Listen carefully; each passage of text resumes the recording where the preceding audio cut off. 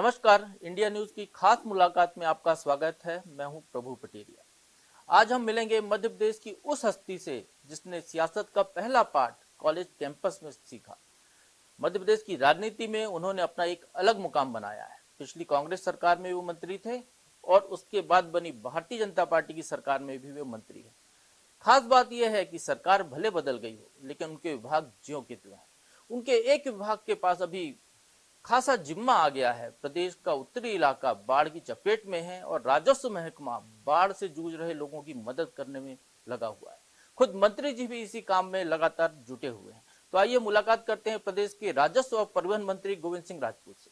राजपूत जी, बहुत स्वागत है आपका। बहुत बहुत धन्यवाद। राजपूत जी, सबसे पहले तो यही कि जो मध्य प्रदेश में बाढ़ आई है, खासकर कहें उत्तरी मध्य प्रदेश लगभग बाढ़ की चपेट में है। मंदसौर वाले इलाके में भी अच्छा पानी गिरने की संभावना दिख रही है, उधर भी संकट दिख रहा है। कैसे जूझेगा आपका मामला? देखिए, मध्य प्रदेश में निश्चित रूप से पानी बहुत ज़्यादा गिर रहा है और खासकर ग्वालियर चंबल संभाग में बाढ़ की संभावना बनी हुई है। पहले शिवपुरी में बहुत ज़्यादा स्थिति विकराल थी, उसके बाद में दतिया भी हुआ, कुछ अंश मुरैना भी हुआ। अब वर्तमान में भिंड और शिवपुर में ज़्यादा आपदा आई हुई है।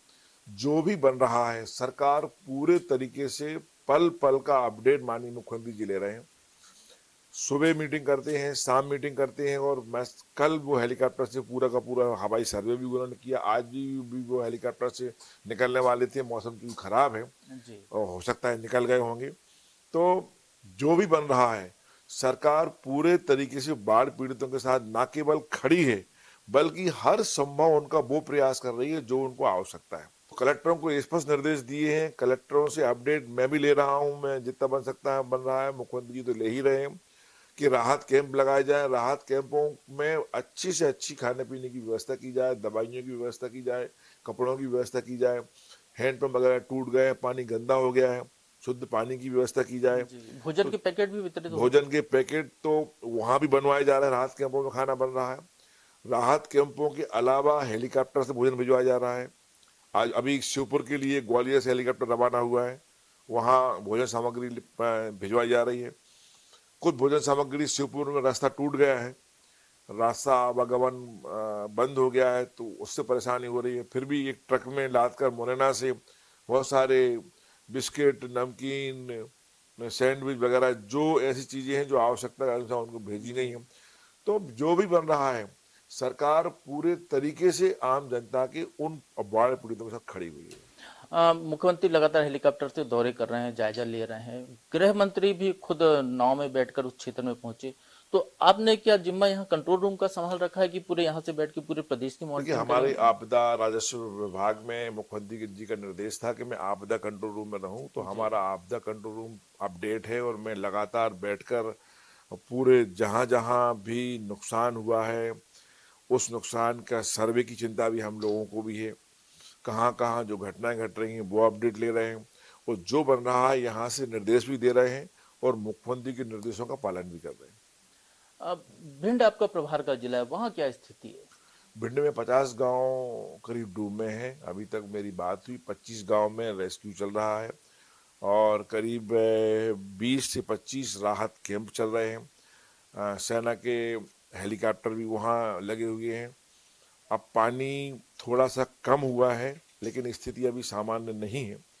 फिर भी जो बन रहा है वहाँ कलेक्टर, एसपी को निर्देश दिए गए हैं। अधिकारी पूरी तरीके से मुस्तैद हैं, लोकल के जनप्रतिनिधि लगे हुए हैं और जो बन सकता है वो भिंड के लिए किया जा रहा है। एक तो फसलें चौपट हो गई होगी, लोगों को बड़ा मकान टूट गए, नुकसान हुआ, तो ये लोगों को तत्काल इसका मुआवजा मिल जाए, काम धंधे वहाँ पे कुछ लोगों को ऐसे हो जाए कि जिससे वो सुचारू। और सबसे बड़ी बीमारियां जो होंगी बाढ़ जनित। देखिए, निश्चित रूप से अभी आपका प्रश्न बिल्कुल सही है। हमारा प्रथम उद्देश्य है लोगों की जान बचाना।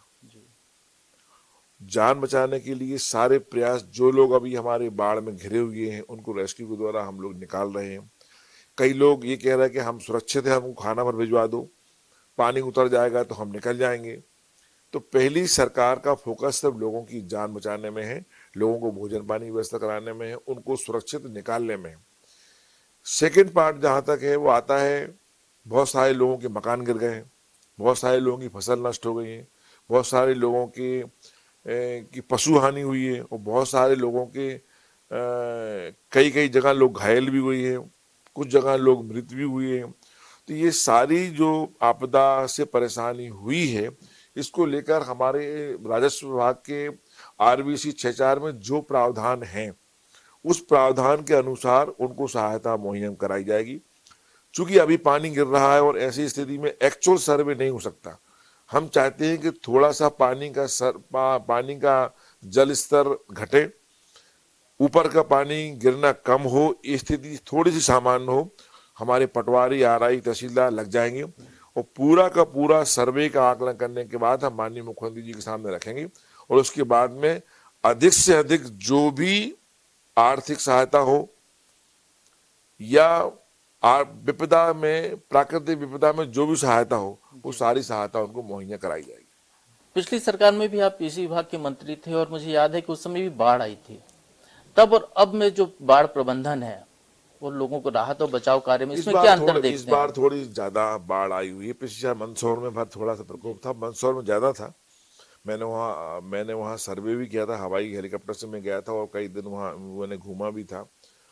पर उसके मेरे आने की बाद फिर बाढ़ और ज्यादा आ गई थी। पर आज बाढ़ पिछली बार से ज्यादा जिलों में आई हुई है, नुकसान ही बहुत हुआ है। अभी शिवपुरी में मैं सुबह जब मेरी BC चल रही थी, मैं सुन रहा था, यशोदा राय सिंधिया जी जो हमारी मंत्री हैं बोल रही थी कि वहाँ बहुत सारे ट्रांसफार्मर जल गए हैं, जी बहुत सारे खम्भे उखड़ गए हैं। तो ये स्थिति शिवपुरी की जो बता रही थी वो मैं समझता हूँ सब जगह की होगी। तो मुख्यमंत्री जी ने ये भी कहा है कि जहां जहां खम्भे उखड़ गए हैं, जहां ट्रांसफार्मर जल गए हैं, कई गांव अंधेरे में हैं, तो उनकी व्यवस्था भी की जा रही है। बिजली विभाग को भी कहा गया है कि अपडेट रहें। मौसम विभाग से लगातार संपर्क हमारा है।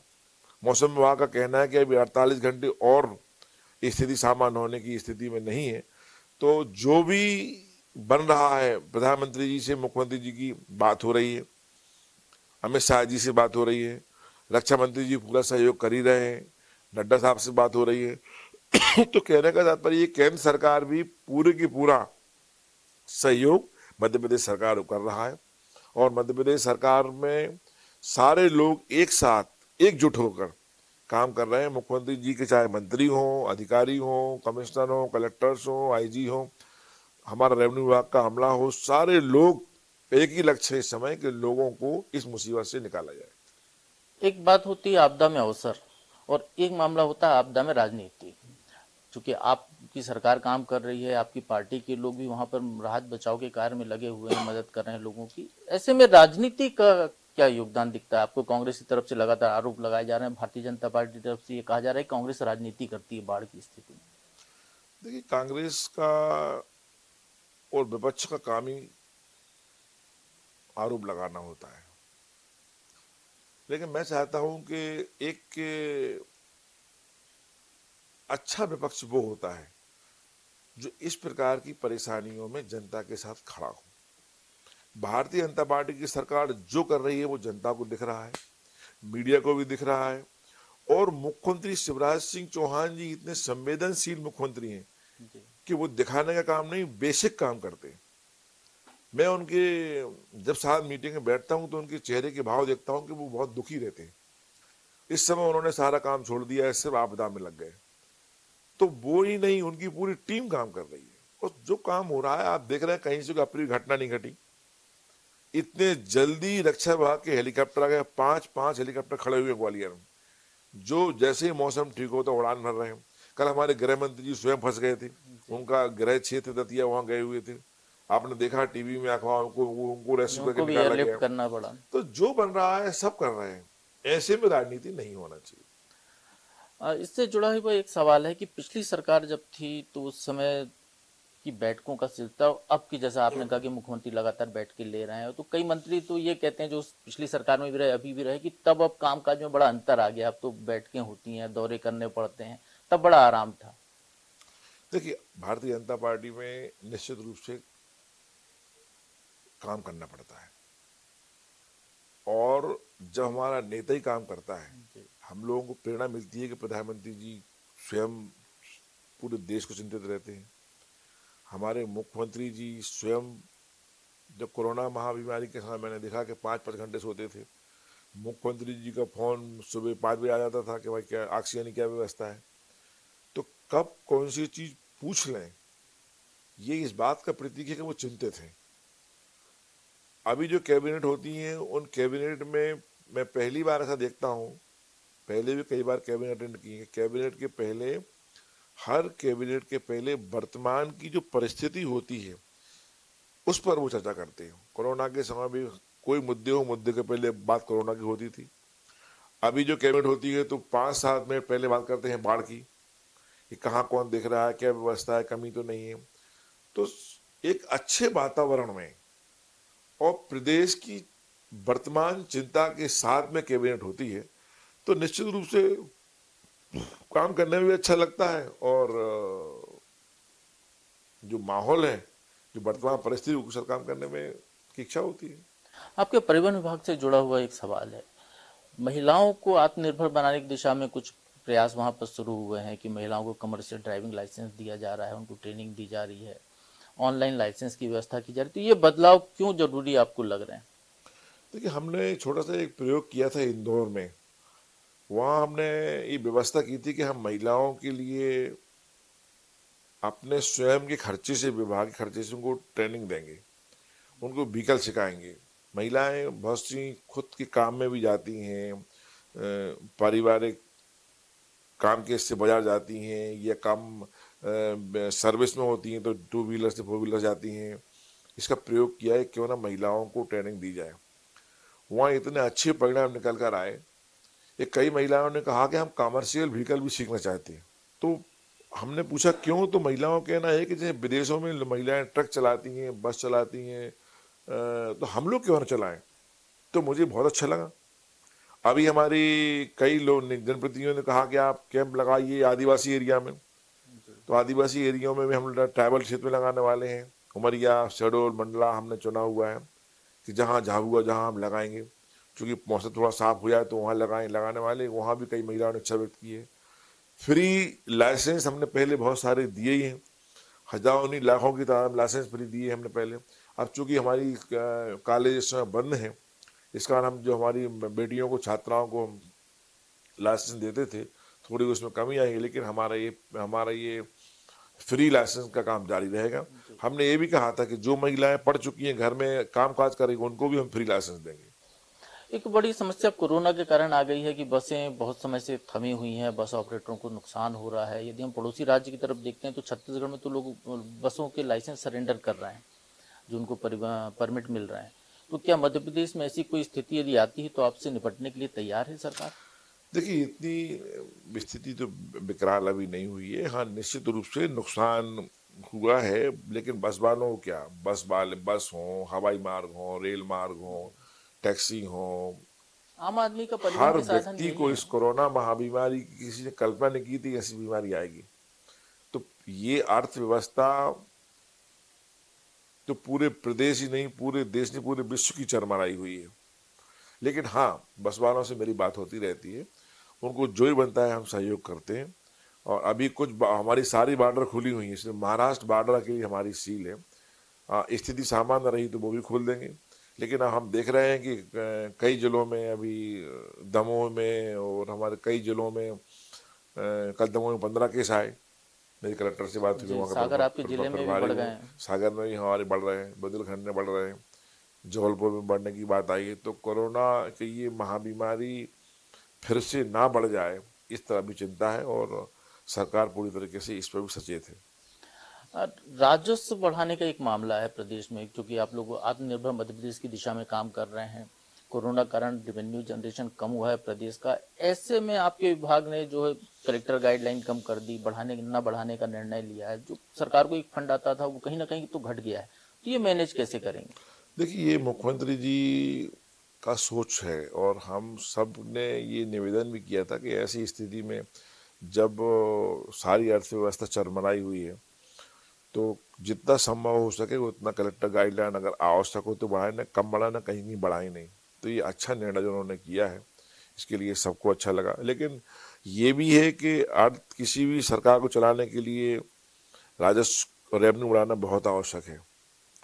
तो ऐसे भी प्रयास, कई प्रयास हम लोगों ने किए हैं। एक बार मीटिंग भी हम लोगों की हुई है जिसमें बहुत सारे अच्छे अच्छे सुझाव निकल कर आए हैं जिसकी कल्पना भी नहीं की थी। वो सुझाव निकल कर आए हैं कि अर्थव्यवस्था भी बढ़ेगी, राजस्व भी बढ़ेगा और आम आदमी पर उसका लोड भी नहीं आएगा। तो इस पर प्रयास जारी है, लगातार मीटिंगें चल रही हैं और मैं समझता हूँ राजस्व बहुत अधिक मात्रा में बढ़ेगा भी हमारा, आम जनता पर लोड भी नहीं आएगा। पिछली कैबिनेट में आप लोगों ने निर्णय लिया कि अवैध शराब जो बेचेंगे ऐसे लोगों को फांसी तक की सजा हो सकती है, जुर्माने की राशि बढ़ा दी गई। तो इस समस्या से जब मुख्यमंत्री कहते हैं कि इसके निपटने के लिए जन चेतना जागृत करना जरूरी है कि लोग खुद ही इस बुराई से दूर रहें, तो फिर इतने कड़े प्रावधान करने की जरूरत क्यों पड़ रही है सरकार को? देखिए, मैं समझता हूँ कि बहुत सारे मामले ऐसे होते हैं कि अगर थोड़ा सा आदमी को कड़ाई से पालन न किया जाए तो वो सख्ती के बाद ही थोड़ा सा मानता है। ये आपका कहना सही है। आप विदेश घूमते होंगे, विदेशों में जाइए तो आदमी डस्टबिन ढूंढता है। विदेश में आदमी रोड पर सिगरेट नहीं पीता है, वो देखता कहाँ हम गंदा कर देंगे। हमारे यहाँ देखो तो रोड पर डाल देता है, गंदी कर देता है। तो हम जब खुद ही अपने आप में सुधार लाएंगे उसके बाद ही कहीं माहौल सुधरेगा। आज प्रधानमंत्री जी ने जब से स्वच्छता का अभियान चलाया, पूरे देश में आप देखिए एक जागरूकता आई है। कचरा गाड़ियां आज घर घर से कचरा ले रही हैं। हम लोग भी जब देखते हैं कि पूरा घर साफ है, पूरा रोड साफ है, तो गंदा करने की इच्छा नहीं होती है। तो हर तरीके, हर जगह जागृति की आवश्यकता है। शराब की बात बेसिक बड़ी बात है, इसमें जागृति की आवश्यकता है। महिला जागृति की आवश्यकता तो है ही, वो तो रहती है, पुरुषों में भी आवश्यकता है। लेकिन हम देख रहे हैं कई जगह हमारे मुरैना में घटना घटी, हमारे मंदसौर में घटना घटी। तो ये स्लो पॉइजन देने वालों को, जो धीमा जहर देते हैं, ये इनको मैं समझता हूं, मेरी व्यक्तिगत राय है, फांसी से कम सजा नहीं होनी चाहिए। अगर कोई आदमी किसी को मार देता है तो वो मृत होता है, और आप किसी को जाने अनजाने में अगर उसको जहर पिला रहे हो तो मैं समझता हूँ उसको कड़ी से कड़ी सजा मिलना चाहिए, और सरकार का निर्णय सही है। तो क्या आप समझते हैं कि जैसे निर्भया को में फांसी का मामले को एक कानून मध्य प्रदेश ने सबसे पहले बनाया था, तो इसको दूसरे राज्य भी अपनाएंगे? ये तो मैं समझता हूँ शायद देश में पहला राज्य होगा जहाँ शराब से मरने वालों के लिए 20 साल की सजा, आजीवन कारावास या फांसी जैसी बात हो रही है। देश में कहीं नहीं हो रही, और ये इसका प्रयोग सफल रहा तो पूरा देश अपनाएगा। आप आप कांग्रेस में लंबे समय तक रहे, अब भारतीय जनता पार्टी में हैं। आपके सागर जिले से भी दो और मंत्री हैं जो भाजपा से हैं। तो कहीं कोई क्लैश की स्थिति कहीं निर्मित होती दिखती है कि आप लोग एकदम समाहित हो गए भारतीय जनता पार्टी में? देखिए, हम लोगों में कटुता कभी नहीं रही। हम तीनों लोगों में आपस में बहुत अच्छा तालमेल पहले भी था। राजनीति में जब बात पार्टी की होती थी तो मंच पर एक दूसरे की सामने खड़े होते थे, अपनी अपनी पार्टी के काम भी करते थे, पर आपस में इतनी कटुता कभी नहीं रही। वही कारण है कि हम लोग बहुत जल्दी घुल मिल गए। भूपेंद्र सिंह जी और हम लोग तो दोनों साथ की पढ़ने वाले हैं, साथ साथ राजनीति की। भार्गव जी हम दोनों के ही थोड़े सीनियर हैं, तो उनका बहुत ज़्यादा हस्तक्षेप, वो अपना गला कूटा रैली से रखते हैं। हर जगह हस्तक्षेप करने का उनका नेचर नहीं है। तो हम तीनों की बहुत अच्छी तालमेल है, और कहीं हम लोगों के मन में एक दूसरे के प्रति कोई ना द्वेष है ना प्रतिस्पर्धा की भावना, मिल के हम लोग काम करते हैं। आप और भूपेंद्र सिंह जी एक साथ पढ़ते थे, आप बता रहे हैं, तो वो तो बहुत सीनियर दिखते हैं, आप बहुत युवा दिखते हैं, क्या फर्क है? नहीं, भूपेंद्र सिंह जी हम थोड़े, हमसे 1 साल मैं समझता हूँ सीनियर रहे हैं विश्वविद्यालय में। और वो विश्व उनका कुछ भूपेंद्र सिंह जी का नेचर ही है, और शुरू से ही वो थोड़े से गंभीर उनका नेचर रहा है। इस कारण आपको सोचना होगा, हम तो अभी भूपेंद्र सिंह जी युवा आदमी है, किसने कहा वो बुजुर्ग हो गए वो। कमलनाथ सरकार के अनुभव कुछ आप बताना चाहें तो, वो कैसे अनुभव थे उस सरकार में? आप लोग जब मंत्री थे, कैबिनेट की बैठकें तब भी होती थी, अब भी होती है? कमलनाथ जी का मैं अनुभव को 2 लाइनें व्यक्त कर देता हूँ। कमलनाथ जी भी जब दिल्ली में थे तो निश्चित रूप से उनकी जो सोच थी वो अलग थी। मैं भी उनसे बहुत समय जुड़ा रहा, बहुत अच्छे संबंध थे हमारे उनसे। पर मुख्यमंत्री बनने के पास उनकी 2 डायलॉग कहें या उनकी नेचर में आ गया था, फेमस हो गया था। एक था चलो चलो, और दूसरा था उनका कि मेरे पास 24 घंटे हैं। मैंने हर मीटिंग में हर समय वो कहते थे मेरे पास 24 घंटे हैं, मैं क्या कर सकता हूँ, मेरे पास 24 घंटे हैं, 25 घंटे कहाँ से लाऊं। मतलब इतना ओवर बर्डन उनके सिर पर हमेशा रहता था। अब देखिए तुलनात्मक बात, वही 24 घंटे शिवराज सिंह चौहान जी के पास, और शिवराज सिंह चौहान जी 15 साल से सीनियर मुख्यमंत्री हैं। मतलब अब वो 16वें और 17वें साल में चल रहे हैं। इतने सीनियर मुख्यमंत्री के पास भी 24 घंटे हैं, और उन 24 घंटों में जहां कमलनाथ जी को बहुत टेंशन था, उन्हें गुस्सा आता था, उनके पास समय नहीं था, ना कार्यकर्ताओं से मिलने का समय था उनके पास, ना मंत्री से मिलने का समय था, भगवान जाने वो किस काम में व्यस्त रहते थे। उन्हीं 24 घंटों में शिवराज सिंह चौहान जी मंत्रियों से मिल लेते हैं, विधायकों से मिल लेते हैं, कार्यकर्ताओं से मिल लेते हैं, प्रदेश का दौरा कर लेते हैं, सरकार की अधिकारियों की मीटिंग कर लेते हैं, यहाँ तक कि वो इसी 24 घंटे में अपने परिवार को भी समय निकाल लेते हैं। इतनी लंबी लंबी मीटिंग भी कर लेते हो, दो दो लंबी तीन लंबी तीन मीटिंग कर घंटे। लेते हैं, बताइए। सुना कई लोग बोर हो जाते हैं ऐसी मीटिंगों में। नहीं, बोर नहीं होते, मुख्यमंत्री जी की मीटिंग बड़ी अच्छी होती है और अच्छी चर्चा वाली होती है, लोगों को बोलने का अवसर मिलता है। तो मेरा सिर्फ ये कहना है कि उन्हीं 24 घंटों में एक मुख्यमंत्री के पास सबके लिए समय है, उन्हीं 24 घंटों में हमारे आदरणीय कमलनाथ जी के पास बहुत कम लोगों को समय था। ये अंतर तो था। सिंधिया जी का दौरा मध्य प्रदेश में प्लान हो रहा है, वो कमलनाथ के गढ़ में आना है कि चल रही है कि वो अभी वहाँ छिंदवाड़ा जाएंगे, वो राजगढ़ भी जाएंगे। इसको कैसे देखते हैं आप अभी विपक्षी देखिए, दल के ये नेता के नाते? गढ़ कांग्रेस में होते थे, सबके ठिकाने थे। दिग्विजय सिंह उन्होंने का राजगढ़, सिंधिया जी का ग्वालियर चंबल संभाग, कमलनाथ जी का जबलपुर संभाग, राहुल सिंह का विंध्य प्रदेश, अरुण यादव का तुम्हारा निमाड़। निवाड़। भारतीय जनता पार्टी में किसी गढ़ नहीं होते। भारतीय जनता पार्टी में पूरा मध्य प्रदेश सबके लिए समान होता है। अब ऐसे में सिंधिया जी छिंदवाड़ा जाएं, सिंधिया जी राजगढ़ जाएं, सिंधिया जी निवाड़ जाएं, तो सिंधिया जी भारतीय जनता पार्टी के नेता हैं, वो हर जगह जाने के लिए स्वतंत्र हैं, और हर लोग, कई कार्यकर्ता अपेक्षा कर रहे हैं कि सिंधिया जी हमारे यहाँ। मेरे पास छिंदवाड़ा के बहुत सारे लोग आए थे, उनमें इतनी खुशी है कि सिंधिया जी हमारे यहाँ आ रहे हैं।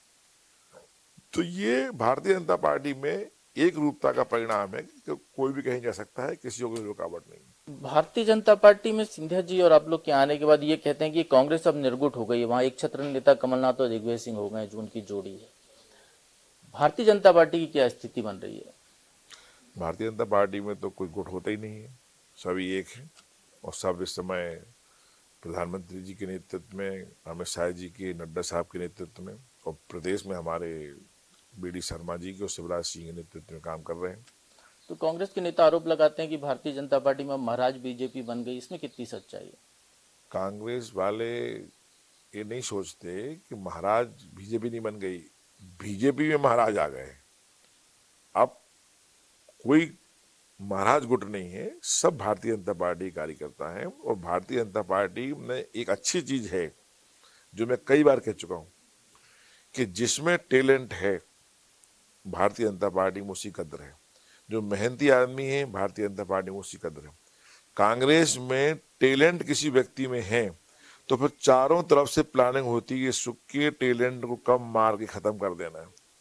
आज देखिए, सिंधिया जी हों, सचिन पायलट हों, जतिन प्रसाद हों, कई युवा नेता हैं जो इस समय देश के चेहरे हुआ करते थे, सबको कांग्रेस से मिलकर खत्म कर दिया। तो ये जो सीनियर लॉबी है वो कभी चाहती ही नहीं कांग्रेस की कि नया नया नेतृत्व उखड़ के आए। राहुल जी आज क्यों, मैं समझता हूँ इस स्थिति में, कि सीनियर लोगों ने उनको भी आगे नहीं बढ़ने दिया। तो कांग्रेस मुक्त देश का जो संकल्प है उसमें लगातार लोग भारतीय जनता पार्टी में आते जा रहे हैं, तो और से कुछ और लोग क्या मध्य प्रदेश में आप शामिल करा सकते हैं कांग्रेस? भारतीय जनता पार्टी में स्वागत है, जो आना चाहे। एक आप लोगों ने कांग्रेस से इतने साल चुनाव लड़े और जो उपचुनाव हुए थे अभी 28 सीटों का, तो उसमें ये देखने में आया कि जो नेता कांग्रेस से चुनाव लड़े थे, जो मंत्री थे, वो इतनी बम्पर ज्यादा मतों से जीत कर सामने आए, इतना पहले कभी नहीं आए। तो ये फर्क क्या है? क्या भारतीय जनता पार्टी के कैडर की वजह से इतना ज्यादा उनको वोट बैंक मिला, या कुछ और कारण इसका दिखता था? देखिए, ये तो निश्चित रूप से भारतीय जनता पार्टी एक कैडर पार्टी है, कार्यकर्ताओं की पार्टी है, इस पर कोई दो मत नहीं है। हम लोग पहले सोचते थे, अब भारतीय जनता पार्टी में तो महसूस करते हैं। और वर्तमान में लोगों को ये लगा कि कांग्रेस के 16 महीनों की सरकार में जो अपेक्षा और उम्मीद उन्होंने कांग्रेस सरकार से की थी, जो वादे कांग्रेस ने किए थे, जो वादे कमलनाथ जी ने किए थे, वो कुछ पूरे नहीं कर पाए। यहाँ तक कि सबसे बड़ा वादा था ऋण माफी का, वो भी पूरा नहीं कर पाए। और भारतीय जनता पार्टी में जो कहा जाता है वो करीब करीब शिवराज सिंह चौहान जी ने अपने 15 साल के कार्यकाल में किया था। तो यहाँ लोगों ने वो भी देखा। दूसरी तरफ कांग्रेस के जो लोग आए, वो कांग्रेस के बहुत सारे कार्यकर्ता भाजपा में आ गए। मेरी देखो तो मैं जीता था 21,000 से कांग्रेस में, अब जीता हूँ 41,000 से। तो सारे के सारे कांग्रेस के लोग भाजपा में आ गए हमारे। तो कांग्रेस भाजपा मिलकर एक नई भाजपा बनी और कार्यकर्ताओं की मेहनत रही, एकजुटता रही।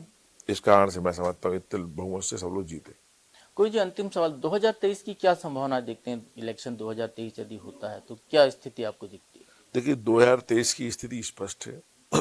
सरकार भाजपा की बनना है, ये तय है, क्योंकि भाजपा में लोगों को विश्वास है।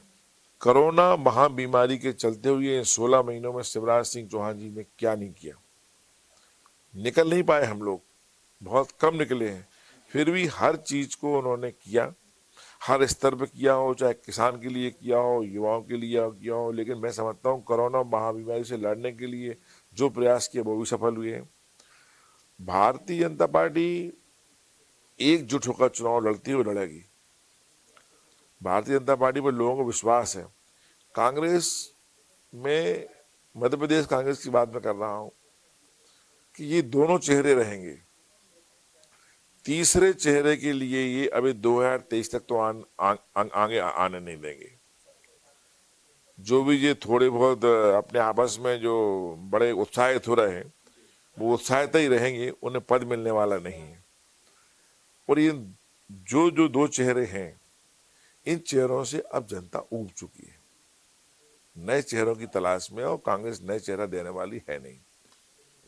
चलिए, बहुत बहुत धन्यवाद गोविंद जी आपको। बहुत धन्यवाद पटेल जी आपको। तो सुना आपने, मध्य प्रदेश के राजस्व मंत्री लगातार बाढ़ प्रभावित क्षेत्रों में क्या काम चल रहा है उसकी भोपाल में बैठकर मॉनिटरिंग कर रहे हैं, लोगों को राहत सुविधाएं पहुंचे, उसमें मुख्यमंत्री शिवराज सिंह चौहान के साथ कदम से कदम मिलाकर वो लगातार टास्क को आगे बढ़ा रहे हैं। लेकिन गोविंद राजपूत को उम्मीद है कि भारतीय जनता पार्टी के इस नेतृत्व के साथ 2023 में फिर मध्य प्रदेश में भाजपा की सरकार बनेगी। खास मुलाकात में आज बस इतना ही। अगले हफ्ते फिर मिलेंगे किसी नई हस्ती के साथ। तब तक के लिए मुझे दीजिए इजाजत। नमस्कार।